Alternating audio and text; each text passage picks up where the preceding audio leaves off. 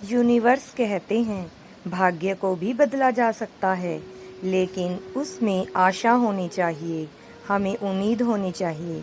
उम्मीद पर पूरी दुनिया टिकी हुई है। इसलिए आपको एक कहानी के माध्यम से बताते हैं कि आशा किस तरह से हमारे जीवन में कार्य करती है। सबसे बड़ा कौन? भूख, प्यास, नींद और आशा। 4 बहनें थीं। एक बार उन चारों की श्रेष्ठता की लड़ाई हो गई। हर कोई अपने आप को बड़ा बता रही थी। भूख ने कहा मैं बड़ी हूँ। प्यास ने कहा कि मैं बड़ी हूँ। नींद अपने आप को बड़ा बता रही थी और आशा अपने आप को सबसे बड़ा बता रही थी। जब आपस में इस बात का फैसला नहीं हो पाया कि कौन बड़ी है, तो चारों इस विवाद को लेकर राजा के पास पहुंची। राजा के सामने भी उन चारों ने अपने आप को ही बड़ी बताया। राजा ने पूरे विवाद को समझा। राजा ने कुछ सोचकर सबसे पहले भूख से पूछा, बहन, तुम बताओ कि तुम कैसे बड़ी हो? भूख ने कहा कि मैं इसलिए बड़ी हूँ क्योंकि मेरे कारण ही घर में चूल्हे जलते हैं, अच्छे अच्छे पकवान बनते हैं और जब वे पकवान थाली में सजा कर देते हैं तब मैं खाती हूँ, इसलिए मैं बड़ी हूँ।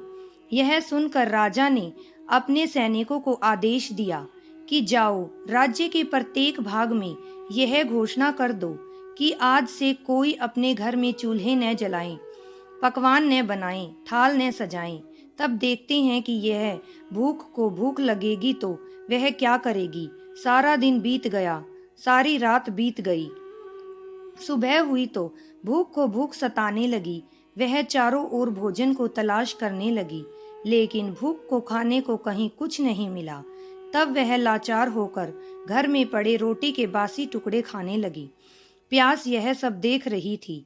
वह दौड़ी दौड़ी राजा के पास गई और बोली कि हे राजन, भूख हार गई है। वह घर में पड़े रोटी के बासी टुकड़े खा रही है। फिर प्यास बोली, देखिए, मैं सबसे बड़ी हूँ। अब राजा ने प्यास से पूछा कि ठीक है, अब तुम बताओ कि तुम कैसे बड़ी हो? प्यास बोली, मैं इसलिए बड़ी हूँ क्योंकि मेरे ही कारण लोग कुएं और तालाब बनवाते हैं, बर्तनों में भरकर पानी रखते हैं और वे जब पानी किसी बर्तन में भरकर मुझे देते हैं तब मैं पीती हूँ, इसलिए मैं बड़ी हूँ। राजा ने अपने सेवकों से कहा कि जाओ और पूरे राज्य में घोषणा कर दो कि कोई भी कुएं न खुदवाए, अपने घर में बर्तनों में पानी भरकर नहीं रखे। राज्य के सभी तालाबों और कुओं पर कड़ा पहरा लगा दो, किसी को कोई बर्तन भरकर पानी न दे। देखते हैं जब प्यास को प्यास लगेगी तो वह क्या करती है। पूरा दिन बीत गया और पूरी रात भी बीत गई। जब प्यास को प्यास सताने लगी, अब वह यहाँ वहाँ भटकने लगी। उसे जब कहीं भी पानी की एक बूंद भी पीने के लिए नहीं मिली तो मजबूर होकर वह झुककर एक गड्ढे का पानी पीने लगी। नींद यह सब देख रही थी।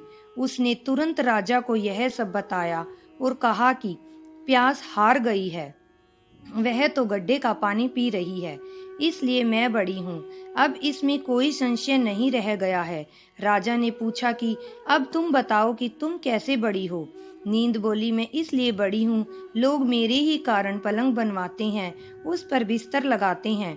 जब वह मुझे बिस्तर लगा कर देते हैं तब मैं सोती हूँ,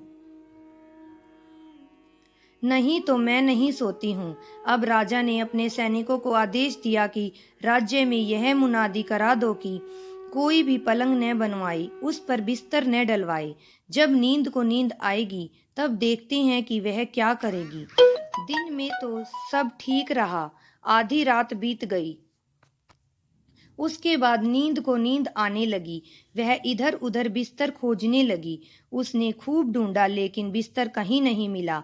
जब बिस्तर नहीं मिला तो वह मजबूर होकर ऊबड़ खाबड़ जमीन पर ही लेट गई। आशा यह सब कुछ देख रही थी। वह तुरंत राजा के पास पहुंची और बोली कि नींद भी हार गई। नरम बिस्तर की बात कहने वाली नींद ऊबड़ खाबड़ जमीन पर ही सो गई।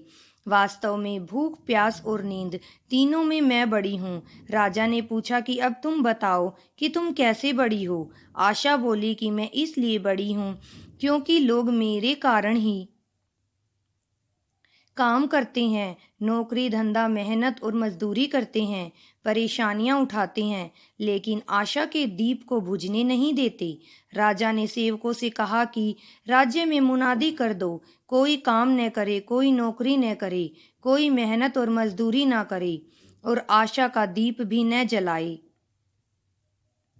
जब आशा को आस जगेगी तो देखते हैं कि वह कहाँ जाती है। सारा दिन बीत गया, आधी रात बीती।